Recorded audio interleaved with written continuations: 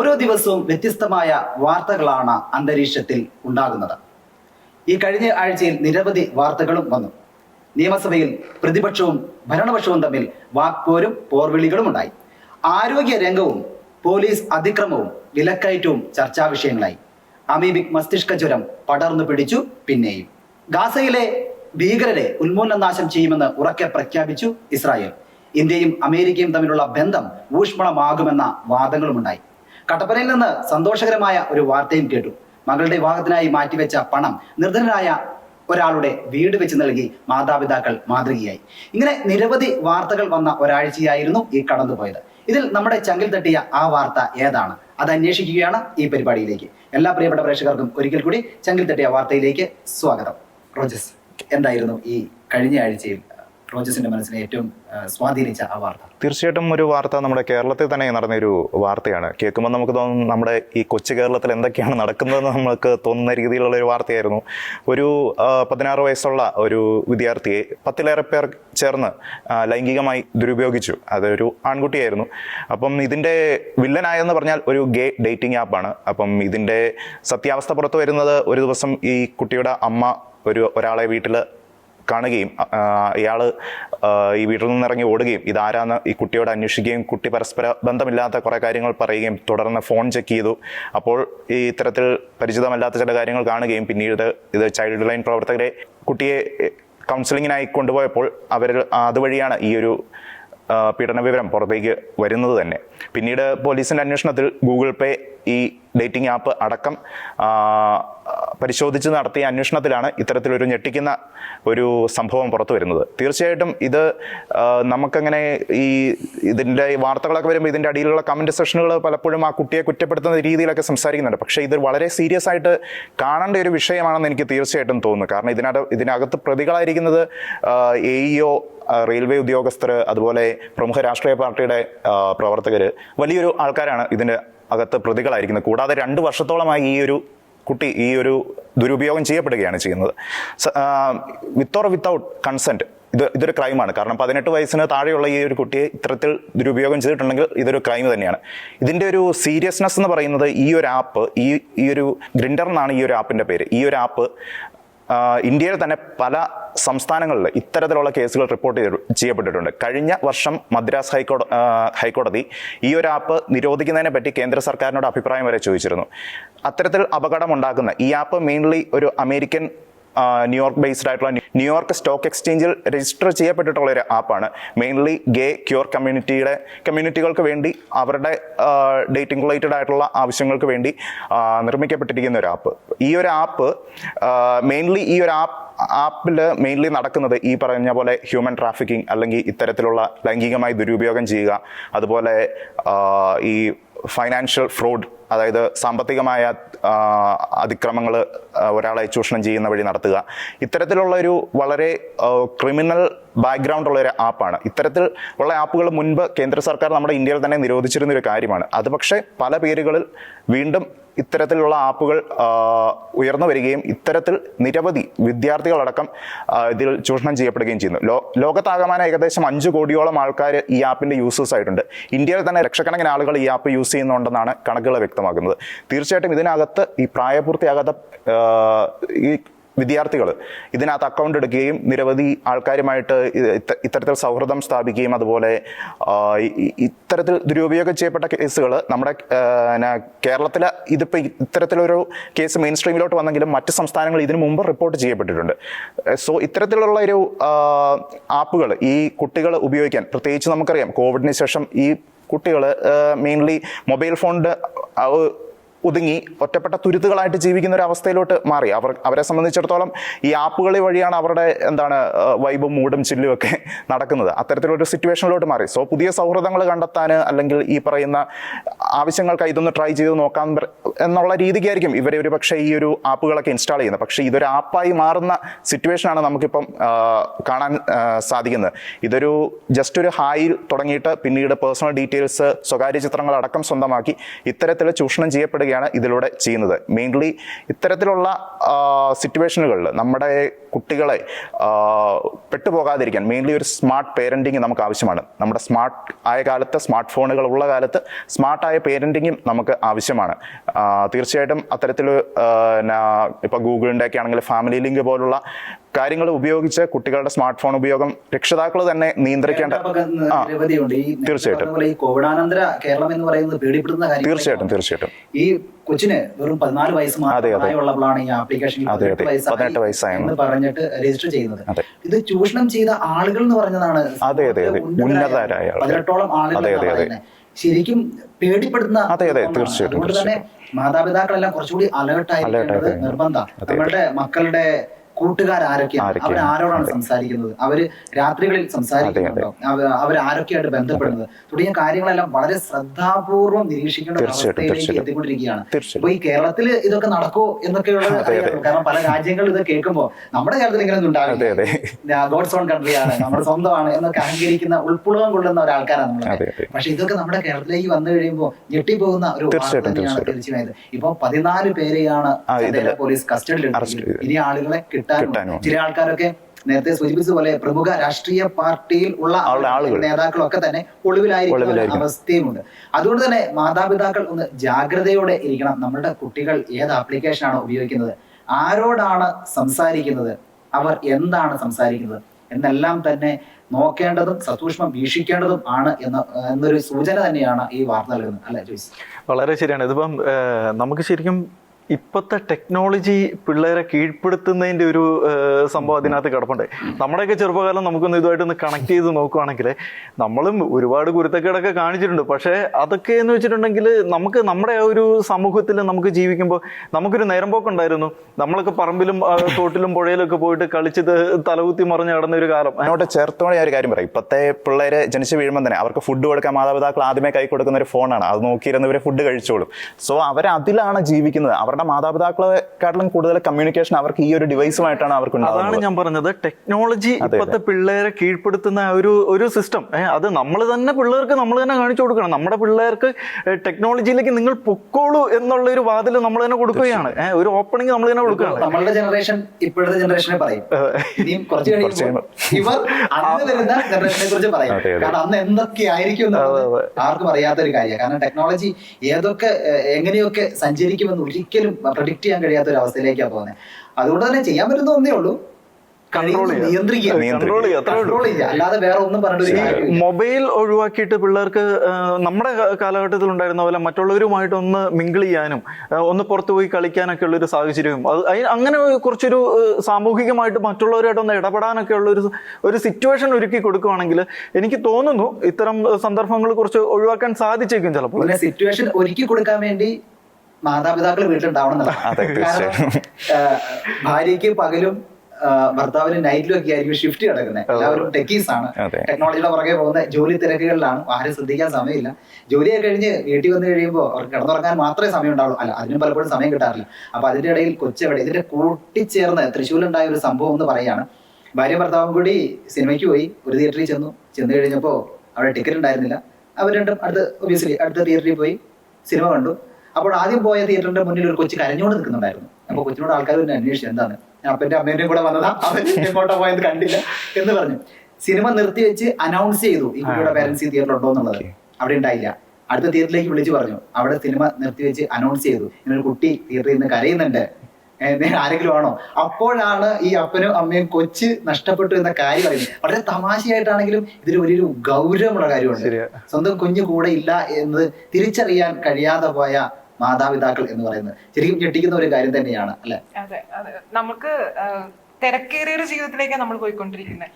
എന്തിനും ഏതിനും നമുക്ക് സമയമില്ല എന്നുള്ളൊരു മറുപടിയാണ് നമ്മൾ കാണുന്നത്. നമുക്ക് ബന്ധങ്ങൾ പുതുക്കാൻ സമയമില്ല, നമ്മുടെ ചുറ്റും ആരൊക്കെ ഉണ്ടെന്ന് അറിയാൻ നമുക്ക് സമയമില്ല. നമ്മളെ പ്രയോറിറ്റീസ് മാറി തുടങ്ങി. ജോയ്സ് പറഞ്ഞതുപോലെ നമ്മൾ ഈ ഒരു ചെറിയൊരു ഡിവൈസിലേക്ക് ഒതുങ്ങിപ്പോകുന്ന ഒരു കാലഘട്ടത്തിൽ നമ്മൾ ജീവിച്ചുകൊണ്ടിരിക്കുന്നത്. അപ്പം നമുക്ക് ചെയ്യാൻ കഴിയുന്നത് നമ്മുടെ പഴയ ബന്ധങ്ങളുടെ ഒരു ഊഷ്മളത ഇനി വരുന്നൊരു തലമുറയ്ക്ക് കൊടുക്കുക എന്നുള്ളതാണ്. നമുക്ക് അച്ഛനോട് അമ്മയോട് ഉണ്ടായിരുന്ന ആ ഒരു സ്നേഹത്തിലുള്ള ബന്ധം, നമുക്ക് എന്തും തുറന്നു പറയാനുള്ള ആ ഒരു വലിയ സ്പേസ്, അത് നഷ്ടപ്പെടുമ്പോഴാണ് എല്ലാവരും അത് കിട്ടുന്നിടത്തേക്ക് പോകുന്നത്. ഇപ്പോൾ ഈ പറഞ്ഞ ആ ഒരു കുട്ടിക്ക് പാരന്റ്സിനോട് എനിക്ക് എന്തൊക്കെയാണ് സംഭവിക്കുന്നത്, എനിക്ക് വരുന്ന മാറ്റങ്ങൾ എന്തൊക്കെയാണെന്ന് തുറന്നു പറയാനായിട്ടുള്ള ഒരു സ്പേസ് ഉണ്ടായിരുന്നെങ്കിൽ ചിലപ്പോൾ ഇത്ര വലിയ ഒരു മോശാവസ്ഥയിലേക്ക് പോകില്ലായിരുന്നിരിക്കാം. അപ്പോ നമ്മൾ മാതാപിതാക്കളും ആണ് കുറച്ചുകൂടെയും ഇതിനകത്ത് അലേർട്ട് ആവേണ്ടത്. ഈ സമയമില്ല എന്ന് പറയുന്നവരോട് പറയാൻ ഒറ്റ കാര്യമുള്ളൂ, പണ്ടുള്ള ആൾക്കാർക്കും 24 മണിക്കൂറേ ഉണ്ടായിരുന്നുള്ളൂ, ഇപ്പോൾ ആൾക്കാർക്കും 24 മണിക്കൂർ തന്നെയുള്ളൂ, നാളെ വരാൻ പോകുന്ന 24 മണിക്കൂറേ ഉള്ളൂ. സമയം കൂടുതലൊന്നുമില്ല. ഈ സമയത്തനുസരിച്ച് നമ്മൾ അഡ്ജസ്റ്റ് ചെയ്യുക, ആ സമയത്ത് എങ്ങനെ വിനിയോഗിക്കണമെന്ന് നമ്മൾ തീരുമാനിക്കുക എന്നത് മാത്രം നടക്കുള്ളൂ. സമയത്തിന് ദൈർഘ്യം കൂടുമെന്ന് വിചാരിച്ചിരിക്കലും മാത്രമേ ഉണ്ടാവുള്ളൂ. ഈ ആഴ്ചയിൽ നമ്മൾ കുറെ തമാശകളിലൂടെ കാര്യങ്ങൾ അവതരിപ്പിച്ചെങ്കിലും ഈ ആഴ്ചയിൽ കേരളത്തിലെ മനസ്സാക്ഷി മരവിച്ചിട്ടില്ലാത്ത ഒരു സമൂഹത്തിന് ഏറ്റവും കൂടുതൽ വേദന ഉണ്ടാക്കിയ ഒരു സംഭവം തന്നെയാണ് കാസർഗോഡ് 16 വയസ്സുകാരന് സംഭവിച്ചത്. സമൂഹത്തിൽ ഉന്നതരായ വ്യക്തികൾ ഒരു കുട്ടിയെ ഇത്രത്തോളം ചൂഷണം ചെയ്യുക എന്ന് പറയുന്നത് ചിന്തിക്കാൻ പോലും കഴിയാത്ത ഒരു സമൂഹം ഉണ്ടായിരുന്നു നമ്മുടെ കേരളത്തിൽ. ഇന്ന് ആ സമൂഹത്തിന് എന്ത് സംഭവിച്ചു എന്ന ഒരു ചോദ്യം കൂടി പ്രേക്ഷകരുടെ മുന്നിലേക്ക് വെക്കുന്നു. മരിയയുടെ മനസ്സിൽ ഈ കഴിഞ്ഞ ആഴ്ചയിൽ തട്ടി നിന്ന അല്ലെങ്കിൽ ഏറെ സ്പർശിച്ച ആ വാർത്ത എന്തായിരുന്നു? കഴിഞ്ഞ ഒരാഴ്ചയിൽ എൻ്റെ ചങ്കിൽ തട്ടിയ വാർത്ത എന്ന് പറയുന്നത് നമ്മുടെ മുൻ അതിരൂപതാധ്യക്ഷനായ തൃശ്ശൂർ അതിരൂപതാധ്യക്ഷനായിരുന്ന മാർ ജേക്കബ് തൂങ്കുഴി പിതാവിന്റെ ദേഹവിയോഗം തന്നെയായിരുന്നു. നമുക്കറിയാം, പാലായിൽ ജനിച്ച് മാനന്തവാടി രൂപതയുടെ ആദ്യ ബിഷപ്പായി സ്ഥാനമേൽക്കുകയും പിന്നെ താമരശ്ശേരി രൂപതയിലെ ബിഷപ്പായി സ്ഥാനമേറ്റ് തൃശ്ശൂർ അതിരൂപതയുടെ ഹൃദയത്തിലേക്ക് ചേക്കേറിയ ഒരു പിതാവാണ് മാർ ജേക്കബ് തൂങ്കുഴി പിതാവ് എന്ന് പറയുന്നത്. പിതാവിനെ കാണുമ്പോൾ തന്നെ നമുക്ക് മനസ്സിലാകും, ഒരു ഹൃദയസ്പർശിയായിട്ടുള്ള ഒരു പുഞ്ചിരിയോട് കൂടിയാണ് പിതാവ് എപ്പോഴും എല്ലാവരെയും സ്വാഗതം ചെയ്യുകയും സംസാരിക്കുകയൊക്കെ ചെയ്യുന്നത്. ഏത് പ്രതിസന്ധി ഘട്ടങ്ങളിലും ആ ഒരു പുഞ്ചിരി തന്നെയാണ് പിതാവിന് ഒരു ബലമായിട്ട് കൂടെ ഉണ്ടായിരുന്നത്. മാനന്തവാടി രൂപതയിലും തൃശ്ശൂർ അതിരൂപതയിലും ഒരുപാട് ജനസമ്മതനായിരുന്നു പിതാവ്. ഒരുപാട് ജനസമ്പർക്ക പദ്ധതികൾ രൂപതകളിൽ എല്ലാം നടപ്പിലാക്കിയ ഒരു പിതാവ് കൂടിയാണ്. നമുക്കറിയാം, തൃശ്ശൂർ അതിരൂപതയിൽ തന്നെയാണെങ്കിലും jubilee mission hospital, Jyothi engineering college മുതലായ ഒരുപാട് ജനങ്ങൾക്ക് ആവശ്യമായിരുന്നത് എന്തോ അത് കൊടുക്കാനായിട്ട് മുന്നിട്ടിറങ്ങിയ സഭാപിതാക്കന്മാരിൽ ഒരാളാണ് ജേക്കബ് തൂങ്കുഴി പിതാവ് എന്ന് പറയുന്നത്. അന്ന് കാലത്ത് വിപ്ലവകരമായ രീതിയിൽ തിരുസഭയ്ക്ക് വേണ്ടി സംസാരിക്കാനായിട്ട് ജീവൻ TV പോലുള്ള ഒരു ചാനലും അദ്ദേഹം തുടങ്ങുകയുണ്ടായി. പിതാവിനെ സംബന്ധിച്ച് നമുക്ക് പറയുമ്പോൾ ഒരു ക്രാന്തദർശി എന്ന് വേണമെങ്കിൽ നമുക്ക് പറയാം. കാരണം അന്ന് കാലത്ത് തന്നെ സഭയ്ക്ക് എന്ത് ആവശ്യമുണ്ടോ, ഭാവി തലമുറയ്ക്ക് എന്ത് ആവശ്യമുണ്ടോ അത് കൊടുക്കാനായിട്ട് അതെങ്ങനെ മറ്റുള്ളവർ ജനങ്ങളിലേക്ക് എത്തിക്കാം എന്ന് ചിന്തിച്ചത് ശരിക്കും ഒരു ദീർഘവീക്ഷണമുള്ള ഒരു പിതാവായിരുന്നു. അപ്പൊ മാനന്തവാടി താമരശ്ശേരി എന്നൊക്കെ പറയുന്ന മേഖല നോക്കുകയാണെങ്കിൽ ഒരുപാട് കർഷകരുള്ള സ്ഥലം. ഈ കർഷകരുള്ള സ്ഥലം ഏകദേശം വനപ്രദേശങ്ങളാണ്. അവിടെ ഏറ്റവും കൂടുതൽ പ്രതിസന്ധി ഉണ്ടായിരുന്നത് ഈ വന്യമൃഗശല്യമൊക്കെ ആയിരുന്നു. ഈ സമയത്തും കർഷകരോടൊപ്പം ചേർന്ന് നിന്ന ഒരു പിതാവ് തന്നെയായിരുന്നു. അദ്ദേഹത്തിന്റെ ഏറ്റവും വലിയ പ്രത്യേകത എന്ന് പറയുന്നത് 100-500 ആളുകൾ കൂടുന്ന ഒരു സദസ്സാണെങ്കിലും അതിൽ ഓരോരുത്തരുടെയും പേരെടുത്ത് അദ്ദേഹം വിളിക്കുമായിരുന്നു. അത്രയും ആളുകളുമായിട്ട് അത്രയും ബന്ധം സൂക്ഷിച്ചിരുന്ന ഒരു പിതാവിനെയാണ് നമുക്ക് നഷ്ടപ്പെട്ടത്. ആ നഷ്ടം എന്ന് പറയുന്നത് സഭയ്ക്ക് തന്നെ ഏറ്റവും വലിയൊരു നഷ്ടമായി മാറുകയാണ്. പ്രത്യേകിച്ച് നമ്മുടെ കേരളത്തിലേക്ക് വന്നു കഴിയുമ്പോൾ എല്ലാ വ്യക്തികൾക്കും അടുത്തറിയുന്ന ഒരു പിതാവിനെ നഷ്ടപ്പെട്ടു എന്നുള്ള വലിയ വേദന തന്നെയാണ് ഇന്ന് ഓരോ വിശ്വാസികൾക്കും ഉള്ളത്. റോജി, ശരിക്കും നമ്മൾ പിതാവിനെ കുറിച്ച് ആലോചിക്കുമ്പോഴേ പിതാവ് ശരിക്കും കേരള സഭയ്ക്ക് നൽകിയിരിക്കുന്ന സംഭാവനകൾ ഒരിക്കലും നമുക്ക് മറക്കാൻ സാധിക്കത്തില്ല. ഇപ്പം മരിയ പറഞ്ഞതുപോലെ തന്നെ ജീവൻ TV അടക്കമുള്ള ഭാവിയിലേക്ക് ഒരു ഡിജിറ്റലായിട്ടുള്ള ഒരു ലോകം വരും. അവിടെ ഒരു ഡിജിറ്റലൈസ്ഡ് ആയിട്ടുള്ള ഒരു സംരംഭത്തിന് സഭയ്ക്ക് എത്രത്തോളം ആവശ്യമുണ്ട്, അതുപോലെ മെഡിക്കൽ കോളേജുകളൊക്കെ ആണെങ്കിലും അപ്പം മുൻകൂട്ടി ഭാവിയെ കാണാൻ ഒരു ശ്രമം നടത്തിയിരുന്ന അല്ലെങ്കിൽ അതിനായിട്ട് പ്രയത്നിച്ചിരുന്ന ഒരു പിതാവാണ് നമുക്കിപ്പം നഷ്ടമായിരിക്കുന്നത്. ശരിക്കും കേരള സഭയുടെ വളർച്ചയ്ക്ക് ഒരുപാട് സംഭാവനകൾ നൽകിയ, സഭ മക്കൾക്ക് വേണ്ടിയിട്ട് ഒരുപാട് പ്രയത്നിച്ച പണ്ട് ഒരു ജീപ്പ് ഓടിച്ച് ഈ മലനിരകളിലെല്ലാം ചെന്ന്, മലയോര പ്രദേശങ്ങളിൽ, കുടിയേറ്റ പ്രദേശങ്ങളിലെല്ലാം ചെന്ന് അവിടുത്തെ ജനങ്ങൾക്ക് വേണ്ടിയിട്ട് ഒരുപാട് പ്രയത്നിച്ച ഒരു പിതാവിനെയാണ് നമുക്ക് നഷ്ടപ്പെട്ടത്.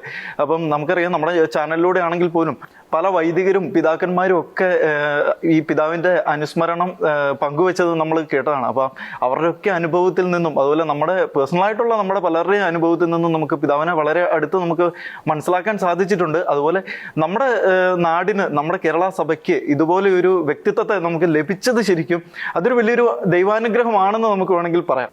അതുപോലെ നേരത്തെ ഞാൻ സൂചിപ്പിച്ചതുപോലെ തന്നെ അദ്ദേഹം ഓരോ വ്യക്തികളെയും അടുത്തറിയുന്നു പറഞ്ഞു. കഴിഞ്ഞ ദിവസം ഒരു വ്യക്തി നമ്മുടെ ചാനലിൽ തന്നെ പറഞ്ഞതാണ്, അദ്ദേഹം ദൂരെ ഇരിക്കുകയായിരുന്നു. ആ സമയത്ത് എല്ലാ പ്രസംഗമെല്ലാം കഴിഞ്ഞ പിതാവ് അടുത്തിരുന്നിട്ട് പറഞ്ഞു, എന്തിനാണ് ഈ പ്രാവശ്യം അകന്നിരുന്നത്, ദൂരെ പോയിരുന്നത് എന്ന് ചോദിച്ചു.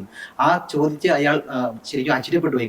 ഞാൻ ഇത്രയും ദൂരം മാറി ഇരുന്നത്, ഈ സദസ്സിൽ ഇരുന്നത് എങ്ങനെയാണ് പിതാവ് കണ്ടത് എന്ന് അദ്ദേഹം ആശ്ചര്യപ്പെട്ടു പോയി എന്ന് കഴിഞ്ഞ ദിവസം നമ്മളോട് തന്നെ പറയുകയുണ്ടായി. റോജസ്, തീർച്ചയായിട്ടും പണ്ടൊരു പുസ്തകത്തിൽ എഴുതിയിരിക്കുന്ന പോലെ ജീവിച്ച വർഷമല്ല വർഷിച്ച ജീവിതമാണ് പ്രധാനം എന്ന് പറയുന്ന പോലെ എപ്പോഴും ഹൃദ്യമായ പെരുമാറ്റം കൊണ്ടും മറ്റുള്ളവരോടുള്ള സൗമ്യമായ പെരുമാറ്റം കൊണ്ടും മറ്റുള്ളവരുടെ ചെറിയ കാര്യങ്ങളിൽ പോലും കൺസേൺഡ് ആയിട്ടുള്ളൊരു വ്യക്തിത്വമായിരുന്നു പിതാവിൻ്റേത്. ശരിക്കും പറഞ്ഞാൽ മറ്റ് പിതാക്കന്മാരും മറ്റ് സാധാരണ ഇടവക അല്ലെങ്കിൽ ആ പിതാവിൻ്റെ പ്രവർത്തന മണ്ഡലങ്ങളിൽ പിതാവുമായിട്ട് നേരിട്ട് ബന്ധപ്പെട്ടവരും പറയുന്ന ഒരു കാര്യമുണ്ട്, പിതാവിൻ്റെ വ്യക്തിത്വം എത്രമാത്രം ഹൃദ്യമായിരുന്നു, വളരെ വളരെ ഹൃദയത്തിൽ നന്മ സൂക്ഷിച്ച, അല്ലെങ്കിൽ മറ്റുള്ളവരെയും തൻ്റെ ഒരു താനൊരു പിതാവെന്നുള്ള നിലയ്ക്കല്ല, ഒരു സഹോദരരെ പോലെ ചേർത്ത് പിടിച്ച മക്കളെ പോലെ ചേർത്ത് നിർത്തിയ ഒരു പിതാവിനെയായിരുന്നു ശരിക്കും നമുക്ക് നഷ്ടമായിരിക്കുന്നത്. പിതാവിൻ്റെ വ്യക്തിത്വവും ആ ഹൃദ്യമായ സ്വഭാവവും പിതാവ് തൻ്റെ ജീവിതത്തിലൂടെ വർഷിച്ച നന്മകളും എല്ലാ കാലത്തും എപ്പോഴും ഓർമ്മിക്കപ്പെടുക തന്നെ ചെയ്യും. ലാളിത്യം മുഖമുദ്രയാക്കി മാറ്റിയ പിതാവിനെയാണ് ഇന്ന് നഷ്ടപ്പെട്ടത്. എന്തായാലും മനസ്സിൽ ഒരുപാട് വേദനയോടെ, അതിലേറെ ഒരിക്കലും അസ്തമിക്കാത്ത ഓർമ്മകളുമായാണ് പിതാവിൻ്റെ വിടവാങ്ങൽ. ജോയ്സ്, എന്താണ് ജോയ്സിനെ കഴിഞ്ഞ ആഴ്ച ഇതിൽ തട്ടിയ ആ വാർത്ത എന്ന് പറയുന്നത്? റോജി, നമ്മൾ ശരിക്കും കുറേ കാലങ്ങളായിട്ട് നമ്മൾ കേട്ടുകൊണ്ടിരിക്കുന്ന ഒരു വലിയൊരു പ്രശ്നമാണ് കുടിയേറ്റം എന്ന് പറയുന്ന ഒരു പ്രശ്നം. കുടിയേറ്റം വർഷങ്ങളായിട്ട് അല്ലെങ്കിൽ നൂറ്റാണ്ടുകളായിട്ട് മനുഷ്യനുണ്ടായിട്ടുള്ള കാലം തൊട്ട് കുടിയേറ്റം നടക്കുന്നുണ്ട്. അതൊക്കെ പക്ഷേ നല്ല ഉദ്ദേശത്തോടെയായിരുന്നു, അല്ലെങ്കിൽ അതിനൊക്കെ ഒരു ലിമിറ്റ് ഉണ്ടായിരുന്നു. അത് കുടിയേറി ചെന്നവർ ആ രാജ്യങ്ങളിലെ അല്ലെങ്കിൽ ആ നാടുകളിലെ സംസ്കാരത്തെ ഉൾക്കൊണ്ടിട്ടുണ്ടായിരുന്നു. പക്ഷെ ഇപ്പോൾ കുറച്ച് നാളുകളായിട്ട് നടക്കുന്ന കുടിയേറ്റത്തെ ആദ്യമൊക്കെ എല്ലാവരും സ്വീകരിച്ചുവെങ്കിലും ഇപ്പോൾ പല രാജ്യങ്ങളും ലോകം മുഴുവനും തന്നെ ഒരു സംശയത്തിൻ്റെ കണ്ണോടുകൂടിയാണ് കാണുന്നത്. അത് ലീഗലി കുടിയേറി അവിടെ ജീവിക്കാനായിട്ട്, ജോലി ചെയ്ത് ജീവിക്കാനായിട്ട് ചെല്ലുന്നവരെ പോലും അപകടത്തിലാക്കുന്ന ഒരു സ്ഥിതിയിലേക്കാണ് ഇപ്പം കാര്യങ്ങൾ എത്തുന്നത്. അതുപോലൊരു സംഭവം, ഒരു വലിയൊരു സംഭവം ഈ അടുത്ത ദിവസങ്ങളിലുണ്ടായി. അത് ശരിക്കും ഞാൻ അതിനെക്കുറിച്ച്, നമ്മൾ ഈ ന്യൂസ് ചെയ്യുന്നതിനിടയ്ക്ക് ശരിക്കും നമ്മൾ അതിനെക്കുറിച്ചൊന്ന് ശരിക്കും റിസർച്ച് ചെയ്തപ്പോഴാണ് നമുക്ക് അതിൻ്റെ പിന്നിലുള്ള കാര്യങ്ങളെക്കുറിച്ച് കുറച്ചുകൂടി നമുക്ക് മനസ്സിലാക്കാൻ സാധിച്ചത്. സംഭവം എന്താണെന്ന് വെച്ചിട്ടുണ്ടെങ്കിൽ, ബ്രിട്ടൻ നമുക്ക് എല്ലാവർക്കും അറിയാവുന്ന ഒരു വലിയൊരു സാമ്രാജ്യമായിരുന്നു, സൂര്യൻ അസ്തമിക്കാത്ത സാമ്രാജ്യം. ഭൂമധ്യരേഖയുടെ അപ്പുറത്തും ഇപ്പുറത്തും അവരുടേതായിട്ടുള്ള കോളനികളും കാര്യങ്ങളും ഒക്കെ ഉണ്ടായിരുന്ന ഒരു വലിയൊരു സാമ്രാജ്യമായിരുന്നു ബ്രിട്ടൻ എന്ന് പറയുന്നത്. എന്നാൽ ബ്രിട്ടൻ കുറേശ്ശെയായിട്ട് അധപതിച്ച് ഇപ്പോൾ ചെറിയൊരു രാജ്യം മാത്രമായി നിൽക്കുമ്പോഴും ബ്രിട്ടൻ്റെതായിട്ടുള്ള ഒരു പ്രൗഢി ഉണ്ടായിരുന്നു. അവരുടെ ആ ഒരു അത് തന്നെ ഗ്രേറ്റ് ബ്രിട്ടൻ എന്ന് പറയുന്ന ആ ഒരു പ്രൗഢിയും മറ്റ് രാജ്യങ്ങളിൽ ബ്രിട്ടന് ഒരു സ്വാധീനവും ഉണ്ടായിരുന്നു. പക്ഷേ ഇപ്പോൾ നിലവിൽ ബ്രിട്ടനിൽ സംഭവിച്ചുകൊണ്ടിരിക്കുന്ന സംഭവ വികാസങ്ങൾ നോക്കുകയാണെങ്കിൽ ബ്രിട്ടനെ ലോകത്തിലെ ഏറ്റവും മോശപ്പെട്ട ഒരു രാജ്യത്തിൻ്റെ, അല്ലെങ്കിൽ ഒരു അഫ്ഗാനിസ്ഥാൻ്റെതോ അല്ലെങ്കിൽ ഒരു ബംഗ്ലാദേശിൻ്റെയൊക്കെ ഒരു അവസ്ഥയിലേക്ക് കൊണ്ടെത്തിക്കുന്ന തരത്തിലുള്ള മാറ്റങ്ങളാണ് ബ്രിട്ടനിൽ സംഭവിച്ചുകൊണ്ടിരിക്കുന്നത്. ഈ ലോകത്ത് ഈ അനിയന്ത്രിതമായിട്ടുള്ള ഇല്ലീഗലി ആയിട്ടുള്ള കുടിയേറ്റത്തിനെതിരെ ശബ്ദിച്ച ഒരുപാട് പേരെ നമുക്കറിയാം. അതുപോലെ ഒരാളായിരുന്നു നമ്മുടെ ഇപ്പം വെടിയേറ്റ് കൊല്ലപ്പെട്ട നമ്മുടെ ചാർലി കിർക്ക് എന്ന് പറയുന്ന വ്യക്തി. അതുപോലെ Elon Musk, American president Trump, ഇവരൊക്കെ ഇതിനു വേണ്ടിയിട്ട് നിലനിന്ന ഒരാളായിരുന്നു. പക്ഷേ ഇവരുടെയൊക്കെ മുന്നറിയിപ്പ് അവഗണിച്ചിട്ടാണ് ബ്രിട്ടന്റെ നിയമങ്ങൾ മാറ്റുകയും അതുപോലെ മറ്റ് രാജ്യങ്ങളിൽ നിന്ന് ഏതെങ്കിലും വിധത്തിൽ ബ്രിട്ടനിൽ എത്തിപ്പെട്ടാൽ അവർക്ക് അവിടെ പൗരത്വം കൊടുക്കുകയും അവരെ സ്വീകരിക്കുകയും ചെയ്യുന്ന ഒരു നയത്തിലേക്ക് ബ്രിട്ടൻ ഒരിടയ്ക്ക് മാറിയിട്ടുണ്ടായിരുന്നു. നമുക്കറിയാം പല യൂറോപ്യൻ രാജ്യങ്ങളും അതിന് വഴി തെളിക്കുക വരെ ഉണ്ടായി. നമുക്ക് ഈ ഫ്രാൻസിൽ എത്തിപ്പെട്ടിട്ട് ഫ്രാൻസിൽ നിന്നും ഇല്ലീഗലായിട്ട് ഇംഗ്ലീഷ് ചാനൽ മറികടന്ന് ബ്രിട്ടനിൽ എത്തിക്കഴിഞ്ഞാൽ ബ്രിട്ടനിൽ പൗരത്വം ലഭിക്കും. അതായത് ഫ്രാൻസിൽ ഏതെങ്കിലും വിധത്തിൽ ടൂറിസ്റ്റ് വിസയിലൊക്കെ എത്തുക, അവിടെ നിന്നും റബ്ബർ ബോട്ടുകളിലൊക്കെ ആയിട്ട് ഇംഗ്ലീഷ് ചാനൽ മറികടന്ന് ബ്രിട്ടനിൽ എത്തിക്കഴിഞ്ഞാൽ ബ്രിട്ടനിലെ പൗരനാകാൻ പറ്റും. ആർക്കെങ്കിലും ചിന്തിക്കാൻ പറ്റുന്നൊരു കേസാണത്. ചുമ്മാ നമ്മൾ അവിടെ എത്തിക്കഴിഞ്ഞാൽ ഒരു 5 വർഷത്തിന് കഴിയുമ്പോൾ 5 വർഷം എന്തെങ്കിലുമൊക്കെ ജോലിയൊക്കെ ചെയ്ത് നമ്മളവിടെ നിന്ന് കഴിഞ്ഞാൽ നമ്മളെ അവിടുത്തെ പൗരനായിട്ട് അവർ ഏറ്റെടുക്കും. സംഭവം എന്താണെന്ന് വെച്ചിട്ടുണ്ടെങ്കിൽ അത് യൂറോപ്യന്മാരുടെ ഒരു കരുണയുടെ ഒരു വാതിൽ തന്നെ ആയിരുന്നു. അത് ശരിക്കും ഒരു പ്രക്ഷോഭം നടക്കുന്ന അല്ലെങ്കിൽ ഏതെങ്കിലും തരത്തിൽ ഭിന്നത നിലനിൽക്കുന്ന സമൂഹത്തിൽ നിന്നും നിങ്ങൾ വരികയാണെങ്കിൽ നിങ്ങളെ ഞങ്ങൾ പോറ്റിക്കോളാം, അല്ലെങ്കിൽ ഞങ്ങൾ 2 കൈയും തീട്ടി സ്വീകരിച്ചോളാം എന്നുള്ള അവരുടെ ഒരു കരുണയുടെ വാതിൽ തന്നെയായിരുന്നു.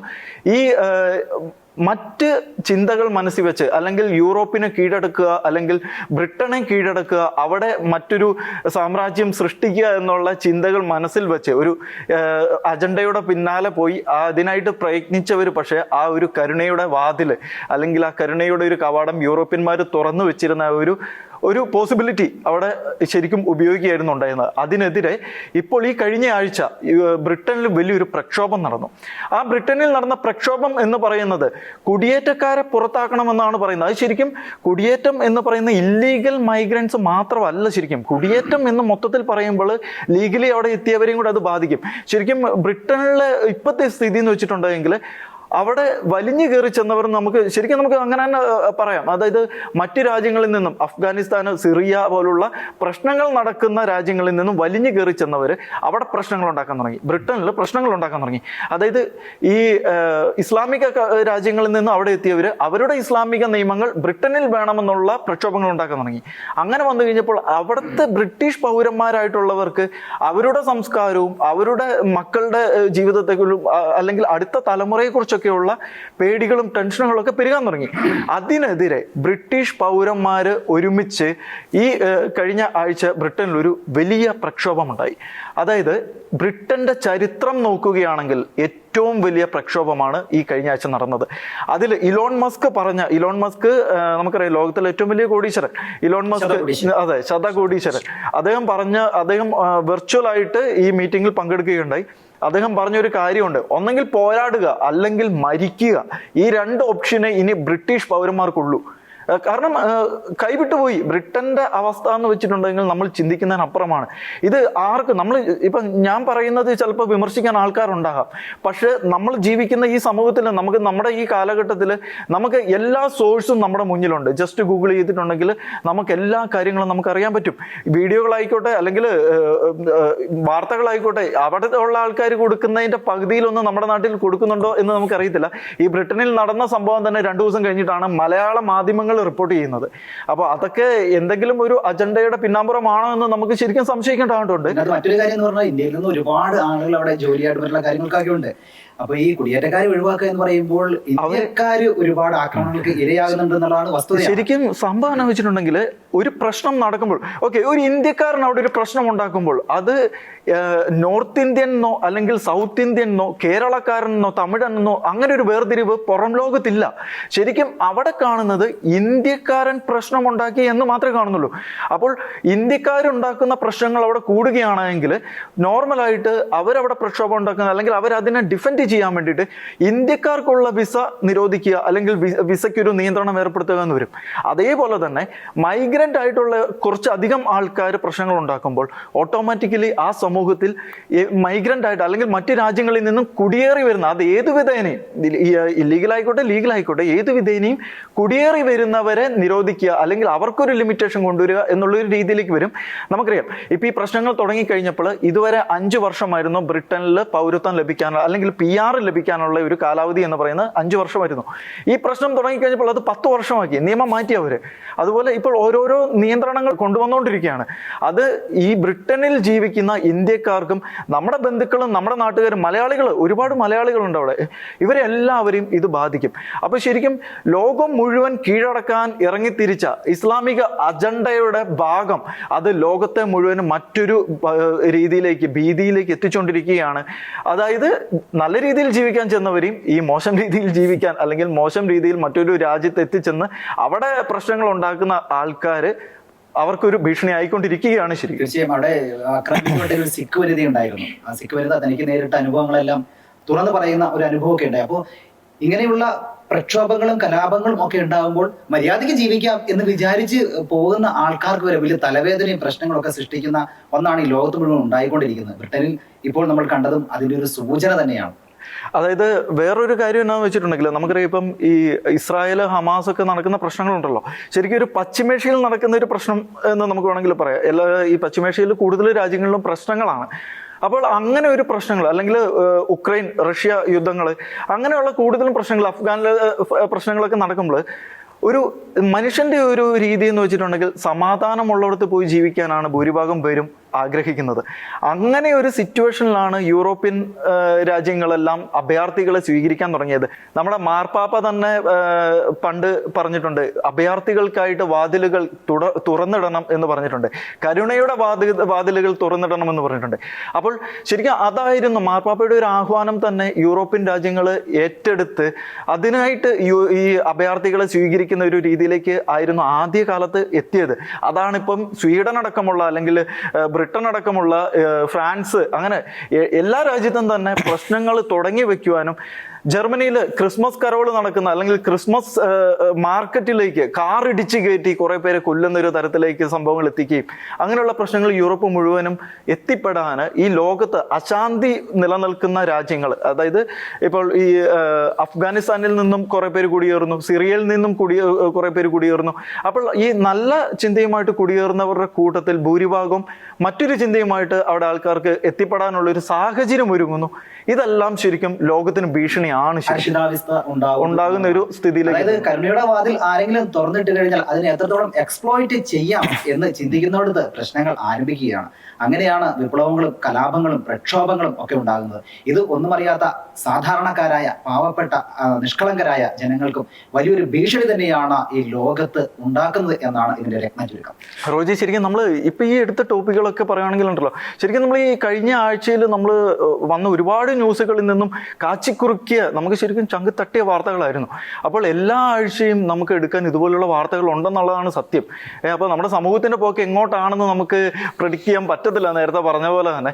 ശരിക്കും റോജിക്ക് എന്താണ് ഈ കഴിഞ്ഞ ആഴ്ച ശരിക്കും തോന്നിയത്? എനിക്ക് എന്റെ മനസ്സിനെ വേദനിപ്പിച്ച ഒരു കാര്യം, തൃശ്ശൂരിൽ ചാവക്കാട് എന്ന കോഴിക്കോട് എത്തിയ ഒരു മധ്യവയസ്കൻ, അദ്ദേഹം റോഡരികിൽ അബോധാവസ്ഥയിൽ കിടക്കുന്നതുകൊണ്ട് ആൾക്കാർ നോക്കിക്കഴിഞ്ഞപ്പോൾ മദ്യപിച്ച് കിടക്കുകയാണെന്നൊക്കെ വിചാരിച്ചേ.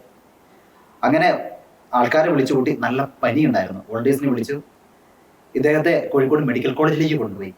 അവിടെ ചെന്നപ്പോൾ ഡോക്ടർമാർക്ക് ഒരു സംശയം, ഇതെന്താണ് അസുഖം എന്നുള്ളത്. പരിശോധിച്ചു, ഒരു എത്തും പിടിയും കിട്ടുന്നില്ല, അബോധാവസ്ഥയിലാണ്, രോഗിയുടെ പേരെന്താണ്, എവിടെയുള്ള ആളാണ്, എന്താണ് ഒന്നും അറിയില്ല. അങ്ങനെ നട്ടിൽ നിന്ന് സ്രവമെടുത്ത് പരിശോധനയ്ക്ക് അയച്ചു. അമീബിക് മസ്തിഷ്ക ജ്വരമായിരുന്നു. ഇപ്പൊ കേരളത്തിലെ വളരെ ആശങ്കയോടെ കാണുന്ന ഒരു രോഗമാണ് അമീബിക് മസ്തിഷ്ക ജ്വരം എന്ന് പറയുന്നത്. നിങ്ങൾ കുളത്തിൽ കുളിക്കരുത്, കിണറുവെള്ളം ഉപയോഗിക്കരുത് എന്നൊക്കെ പറഞ്ഞു കഴിഞ്ഞാലും ഇത് എവിടുന്നാ വരുന്നതെന്നുള്ളത് ഇപ്പോഴും ആരോഗ്യവകുപ്പിന് ഒരു എത്തും പിടിയും കിട്ടുന്നില്ല. മൂക്കിലൂടെ ഒരു തുള്ളി വെള്ളം പോയി കഴിഞ്ഞാൽ ഈ ജ്വരം ഉണ്ടാവും എന്നുള്ളതാണ്. 4 മാസം പ്രായമായ കൊച്ചാണ് മരിച്ചത്. ഈ കൊച്ചിന് എങ്ങനെ ഈ കൊച്ചു കുളത്തിൽ പോയി കുളിച്ചാണോ? അല്ല, വീട്ടുകാരെങ്ങനെ ചുടുവെള്ളത്തിലേക്ക് കുളിപ്പിക്കുകയുള്ളൂ. പക്ഷെ എന്നാലും ഈ അസുഖം വന്ന് ആ കുട്ടി മരണപ്പെടുകയുണ്ടായി. ഇപ്പോൾ കോഴിക്കോട് മെഡിക്കൽ കോളേജിൽ 11ഓളം രോഗികളാണുള്ളത്. ഇങ്ങനെ ഓരോ ദിവസവും വ്യത്യസ്തമായ രോഗങ്ങൾ കേരളത്തിലേക്ക് വന്നുകൊണ്ടിരിക്കുക. പ്രതിപക്ഷ നേതാവ് കഴിഞ്ഞ ദിവസം നിയമസഭയിൽ പറഞ്ഞു, ലോകത്തുള്ള എല്ലാ അസുഖങ്ങളും കേരളത്തിലുണ്ട് എന്ന്. ഇത് കേൾക്കുമ്പോൾ വല്ലാത്ത പേടിയാണ്. കാരണം നാളെ എന്ത് രോഗമാണ് കണ്ടുപിടിക്കാന്ന് ആർക്കും അറിയില്ല. ഒരു പനി മാത്രമാണ്, ഒരു ദേഹം വേദന മാത്രമാണ്. പക്ഷെ ഇത് നമ്മൾ കേൾക്കാത്ത പേരുകളിലേക്ക് മാറുകയാണ്. അമീബിക് മസ്തിഷ്ക ജ്വരം എന്ന പേര് ഞാൻ ഇതിനു മുമ്പൊന്നും കേട്ടിട്ടുണ്ടായിരുന്നില്ല. സത്യമാണ് അല്ലെ? കഴിഞ്ഞ കുറച്ച് വർഷങ്ങൾ മാത്രമായിട്ടുള്ളൂ, 2016 മുതൽ മാത്രമാണ് കേട്ടിട്ടുള്ളത്. പലപ്പോഴും ഇതെന്താണ് എന്നറിയില്ല. അമീബ എന്ന് പണ്ട് പഠിച്ചിട്ടുണ്ടെങ്കിൽ ഇതെന്താണ് അസുഖത്തെ പറ്റി ഒന്നും അറിയില്ലായിരുന്നു. പക്ഷെ ഈ വർഷം വന്നു കഴിഞ്ഞാൽ 19 മരണം ഉണ്ടായിരുന്നു. അതുകൊണ്ട് തന്നെ കൊറോണയ്ക്ക് ശേഷമുണ്ടായിരുന്ന കാലഘട്ടം എന്ന് പറയുന്നത് പല അസുഖങ്ങളെയും നമ്മുടെ നാട്ടിലേക്ക് വിളിച്ചു വരുന്നതിന് മുന്നോടിയായി വന്ന ഒരു അസുഖമായിരുന്നു ഈ കൊറോണ. അത്രത്തോളം രോഗങ്ങളാണ് ഇപ്പോൾ വരുന്നത്, മരണങ്ങളും കൂടുന്നു. അമീബിക് മസ്തിഷ്ക ജ്വരം ഉണ്ടായിക്കഴിഞ്ഞാൽ 97% മരണനിരക്ക് എന്നുള്ളതും ഏറെ പേടിപ്പെടുത്തുന്ന ഒന്ന് തന്നെയാണ്. റോജി, ശരിക്കും ഇത് ഈ സംഭവത്തെക്കുറിച്ച് നമ്മൾ പറയുമ്പോഴേ നമ്മൾ ശരിക്കും ഒരു കാര്യം കൂടെ ആലോചിക്കണം. ഇത് എവിടെയാണ് നടക്കുന്നത്? നമ്പർ 1 കേരളത്തിലാണ് ഇത് നടക്കുന്നത്. ആരോഗ്യ മേഖലയിൽ അടക്കം നമ്പർ 1 എന്ന് അവകാശപ്പെടുന്ന നമ്മുടെ കേരളത്തിലാണ് നടക്കുന്നത്. ഇതിനെതിരെ ആരോഗ്യവകുപ്പ് എന്തൊക്കെ മുൻകരുതലുകൾ എടുത്തു, എന്തൊക്കെ നടപടികൾ എടുത്തു? അവരിപ്പോഴും പറയുന്നത് കിണർവെള്ളം അടക്കം ക്ലോറിനേറ്റ് ചെയ്യണം എന്നാണ് പറയുന്നത്. ഇത് ചെയ്യാനുള്ള എന്തെങ്കിലും നടപടികൾ അവരെടുത്തോ? ശരിക്കും ആരോഗ്യ വകുപ്പിന്റെ ഒരു വീഴ്ചയല്ലേ ശരിക്കും ഈ ഒരു വിഷയത്തിൽ നമുക്ക് ഈ വിഷയത്തിൽ കഴിഞ്ഞ ആഴ്ച പോലീസ് വകുപ്പിന്റെ ആഭ്യന്തര വകുപ്പിന്റെ വീഴ്ച കണ്ടു. അപ്പോൾ ഇങ്ങനെ ഓരോ ആഴ്ചയും സർക്കാരിന്റെ ഭാഗത്തു നിന്നുള്ള ഓരോരോ വീഴ്ചകൾ പുറത്തു വന്നുകൊണ്ടിരിക്കുകയാണ്. അതുപോലെ പിന്നെ നമ്മുടെ രാഷ്ട്രീയക്കാർക്ക് പേടിക്കേണ്ടതില്ല, അവർ കാരണം ചികിത്സിക്കാൻ വേണ്ടിയിട്ട് അമേരിക്കയിലൊക്കെ ആണല്ലോ പോകുന്നത്. അതുകൊണ്ട് കേരളത്തിൽ ചികിത്സ ബെറ്റർ ആക്കുന്നതിനെ കുറിച്ചോ അല്ലെങ്കിൽ ഇതുപോലുള്ള പ്രശ്നങ്ങൾ തടയുന്നതിനെ കുറിച്ചോ ഒന്നും അവർ ചിലപ്പോൾ ടെൻഷൻ അടിക്കേണ്ടി വരത്തില്ലായിരിക്കും. ഇത് ശരിക്കും സാധാരണക്കാരെയാണ് ഭീതിപ്പെടുത്തുന്നത്. എന്ത് വിശ്വസിച്ച് നമ്മളൊന്ന് കുളിക്കും? എന്ത് കുളിക്കാൻ വരെ പേടി. കുളിക്കാൻ വരെ പേടിയാവുന്ന അവസ്ഥയാണ്. ഇന്ന് രാവിലെ ചായ കുടിക്കുന്ന ഹോട്ടലിലെ ആള് എന്നോട് പറഞ്ഞു, ഇവിടുത്തെ വെള്ളം വിശ്വസിച്ച് ഉപയോഗിക്കാൻ പറ്റുമെന്ന് എനിക്ക് തന്നെ അറിയില്ല. ആ ഹോട്ടൽ ഉടമയാണ് എന്നോട് പറയുന്നത്. പിന്നെ നമ്മൾ എങ്ങനെ അവിടെ കഴിക്കാൻ ചെല്ലുന്ന നമ്മൾ എങ്ങനെ കഴിയും? അല്ല, ഇപ്പൊ എല്ലാവരുടെയും അവസ്ഥ ഇതാണ്. ഇത് ഇവര് പറയുന്നുണ്ട്, ഓപ്പൺ ആയിട്ട് കിടക്കുന്ന കുളത്തിൽ നിന്നും കുളിക്കല്, കിണറ്റില് ക്ലോറിനേഷൻ ചെയ്യണം എന്നൊക്കെ പറയുന്നുണ്ട്, ടാങ്ക് ക്ലീൻ ചെയ്യണം എന്ന് പറയുന്നുണ്ട്. പക്ഷെ ഷവറിൽ കുളിച്ചവർക്ക് പോലും ഈ പ്രശ്നം വന്നിട്ടുണ്ട്. ഈ അസുഖം ഷവറിൽ കുളിച്ചവർക്ക് പോലും ഈ അസുഖം വന്നിട്ട് അഡ്മിറ്റ് ആക്കിയിട്ടുണ്ട്. അതുപോലെ തന്നെ ആരോഗ്യവകുപ്പ് ആദ്യം പുറത്തുവിട്ട കണക്കുകൾ തെറ്റായിരുന്നു. ആദ്യം കണക്ക് പുറത്തുവിട്ടത് തെറ്റായിരുന്നു എന്ന് തെളിഞ്ഞതിന് ശേഷം, പ്രതിഷേധങ്ങൾ ഉയർന്നതിന് ശേഷമാണ് രണ്ടാമത് കറക്റ്റ് ആയിട്ടുള്ള കണക്ക് പുറത്തുവിട്ടത്. ഒന്ന് ആലോചിച്ച് നോക്കണം, ഒരു സമൂഹത്തിൽ അല്ലെങ്കിൽ ഒരു സംസ്ഥാനം ഭരിക്കുന്ന ഒരു ആരോഗ്യ വകുപ്പ് അല്ലെങ്കിൽ ഒരു മുഖ്യമന്ത്രി അടക്കമുള്ളവർ ഇതിന് എന്തൊക്കെ മുൻഗണന കൊടുക്കുന്നുണ്ടെങ്കിൽ, ഇതുപോലെ സമൂഹത്തെ ബാധിക്കുന്ന വലിയൊരു പ്രശ്നത്തിന് എന്തൊക്കെ മുൻഗണനകൾ കൊടുക്കുന്നുണ്ടെന്ന് നമ്മൾ ശ്രദ്ധിക്കണം. അപ്പോൾ അതൊരു പാർട്ടീനെയോ അല്ലെങ്കിൽ ഒരു സമൂഹത്തെ നമ്മൾ കുറ്റപ്പെടുത്തുകയല്ല. കഴിഞ്ഞ പ്രാവശ്യം ഇതിനു മുന്നേ ഉണ്ടായിരുന്ന ആരോഗ്യമന്ത്രി നമുക്കറിയാം, നമ്മുടെ നിപ്പായ്ക്കെതിരെ എടുത്ത നിലപാടുകൾ നമുക്കറിയാം. അപ്പം അതൊക്കെ ശരിക്കും ലോകം മുഴുവനും പ്രശംസിച്ച ഒരു കാര്യമായിരുന്നു. അപ്പോൾ അതേ പാർട്ടി തന്നെയാണ് ഇപ്പോൾ ഭരിക്കുന്നത്. പക്ഷെ സിസ്റ്റം മാറിയിട്ടില്ല. അതായത് അവരെടുക്കുന്ന നിലപാടുകൾ മാത്രമേ മാറ്റുള്ളൂ. അവരെടുക്കുന്ന ആ ഓരോ കാര്യങ്ങളോട് അവരെടുക്കുന്ന ഒരു എന്താണ് തകരാറാണ്. അതാണ് ആരോഗ്യമന്ത്രി പറഞ്ഞ ഒരു കാര്യം. കാരണം നേരത്തെ സൂചിപ്പിച്ചതുപോലെ തന്നെ ഈ അമീബിക് മസ്തിഷ്ക ജ്വരത്തിന്റെ കണക്കുകൾ മറച്ചു വെച്ചു എന്നുള്ളതാണ് ഏറ്റവും പ്രധാനപ്പെട്ട കാര്യം. അതിനുശേഷം ഇതിന്റെ ഏറ്റവും ഭീകരമായ രീതിയിലേക്ക് ഉയർന്നു വന്നപ്പോഴാണ് യഥാർത്ഥ കണക്ക് പുറത്തുവിടുകയും ചെയ്തത്. ഇത് ജനങ്ങളോടുള്ള ഒരു വെല്ലുവിളി തന്നെയാണ്. പ്രതിപക്ഷ നേതാവ് എന്തുകൊണ്ട് എന്നുള്ള നിയമസഭയിൽ ചോദിക്കുകയും ചെയ്തു. അപ്പോഴും നിരവധി കണക്കുകൾ നിരത്തി ആരോഗ്യമന്ത്രി അതിനെ പ്രതിരോധിക്കുക എന്നുള്ളത് മാത്രമാണ് ചെയ്തത്. പക്ഷേ താഴെത്തട്ടിലേക്കുള്ള ആളുകൾക്ക് എത്രത്തോളം ഇതിന് എന്ത് ചെയ്യണം എന്നുള്ളത് പറഞ്ഞു കൊടുത്തിട്ടില്ല എന്ന കാര്യം പ്രതിപക്ഷ നേതാവ് പറയുകയുണ്ടായി. ഇത് ഏറ്റവും കൂടുതൽ വേദനിപ്പിക്കുന്നത് എന്ന് പറഞ്ഞാൽ, പേടിപ്പെടുത്തുന്നത് എന്ന് പറഞ്ഞു കഴിഞ്ഞാൽ, കുളിച്ചാൽ പോലും രോഗം വരുന്ന ഒരു അവസ്ഥയിലേക്ക് വരിക എന്നുള്ളതാണ്. നമ്മളൊക്കെ എന്ത് വിശ്വസിച്ച് ഇനി കുളിക്കും എന്നൊക്കെ തന്നെ മുന്നോട്ട് വരുന്നുണ്ട്. അതാണ് ഏറ്റവും കൂടുതൽ എന്നെ സ്വാധീനിച്ചതും എന്നെ പേടിപ്പെടുത്തതും. ചങ്കിൽ തട്ടിയെന്നല്ല, ചങ്കിനെ പേടിപ്പിച്ചത് എന്ന് വേണമെങ്കിൽ പറയാം. ശരി, തീർച്ചയായിട്ടും നമ്മൾ ഏറ്റവും പ്യുവർ ആണെന്ന് വിശ്വസിക്കുന്ന വെള്ളത്തിനെ പോലും നമുക്ക് വിശ്വസിക്കാൻ പറ്റാത്തൊരു കാലഘട്ടത്തിലേക്ക് എത്തിയിരിക്കുകയാണ്. പിന്നെ നമ്മുടെ ഈ കേരളത്തിൻ്റെ ഒരു നമ്മളിത് വിശദമായിട്ട് പഠിക്കേണ്ട ഒരു സംഭവം തന്നെയാണ്. ആദ്യമേ നിപ്പ വരുന്നു, കോവിഡ് ഇന്ത്യയിൽ തന്നെ ഏറ്റവും കേരളത്തിൽ കണ്ടു.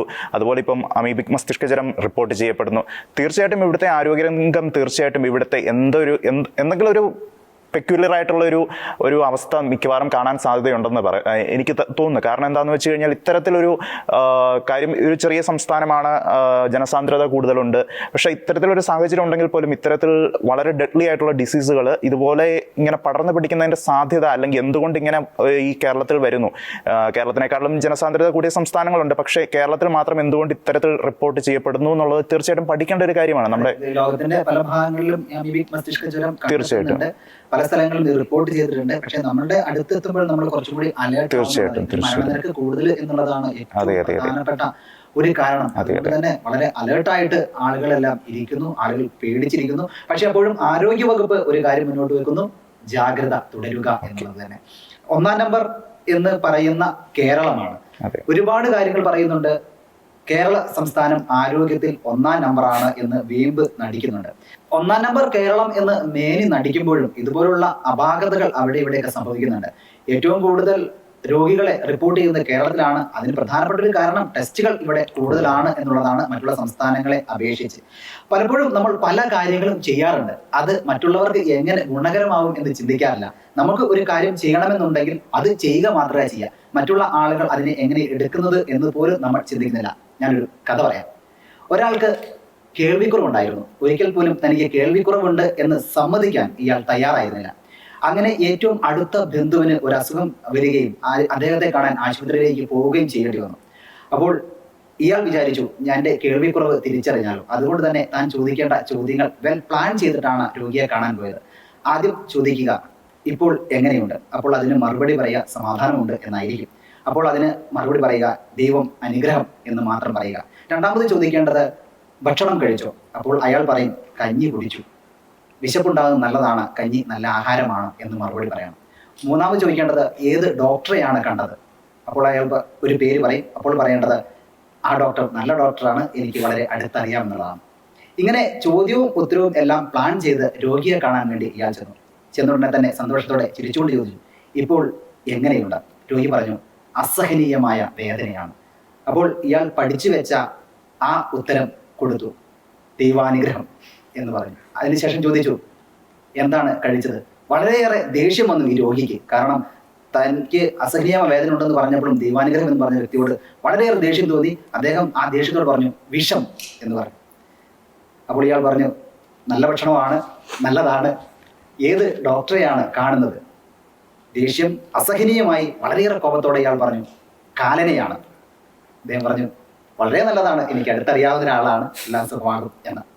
ഇതുപോലെയാണ് നമ്മൾ ചെയ്യേണ്ട കാര്യങ്ങൾ പ്ലാൻ ചെയ്തു വെക്കും. മറ്റുള്ളവർ അതിനെ എങ്ങനെ എടുക്കുമെന്നോ അവർക്ക് എങ്ങനെയാണ് അത് മനസ്സിലാവുന്നതെന്നോ എന്നും ചിന്തിക്കാറില്ല. ഓരോ വ്യക്തികളും ചെയ്യുന്ന ആ കർമ്മമണ്ഡലത്തിൽ മറ്റുള്ളവർക്കും എങ്ങനെ ഗുണകരമാകും എന്ന് ചിന്തിച്ചുകൊണ്ട് ഒരു കാര്യം ചെയ്താൽ വളരെ നന്നായിരിക്കും. ജീവിതം വളരെ സമാധാനപൂർണവുമാകും. ഈ ആഴ്ചയിലെ ചങ്കിൽ തെറ്റിയ വാർത്ത ഇവിടെ പൂർണ്ണമാകുന്നു. എല്ലാ പ്രിയപ്പെട്ട പ്രേക്ഷകർക്കും നന്ദി.